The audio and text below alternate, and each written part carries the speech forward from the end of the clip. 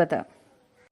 ഋതുവായ പെണ്ണിനുമിരപ്പനും ദാഹകനും പതിതനും അഗ്നിയജനം ചെയ്ത ഭൂസുരനും ഹരിനാമകീർത്തനമിതൊരു നാളുമാർക്കുമുടൻ അരുതാത്തതല്ല ഹരിനാരായണായ നമഃ.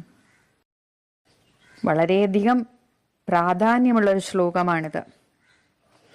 ഇന്ന ആൾക്കാർക്കേ ഭഗവത് നാമം ജപിക്കാവൂ എന്നൊന്നേയില്ല എന്നുള്ളതാണ് ഈ ശ്ലോകത്തിൽ അദ്ദേഹം പറഞ്ഞിരിക്കുന്നത്. പൊതുവെ ബാഹ്യ ചിട്ടകൾക്കാണ് നമ്മൾ സാധാരണ പ്രാധാന്യം കൊടുക്കാറ്. അങ്ങനെ ചെയ്യണം, ഇങ്ങനെ ചെയ്യണം, ഇല്ലെങ്കിൽ നമുക്ക് നല്ലതല്ല എന്ന് പറഞ്ഞ് പ്രചരിപ്പിച്ച് അതൊരു ശീലമായി മാറിയിരിക്കുകയാണ്.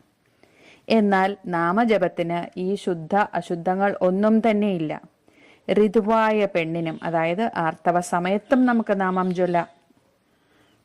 ഇരപ്പൻ എന്നാൽ അലഞ്ഞ് തിരിഞ്ഞ് നടക്കുന്ന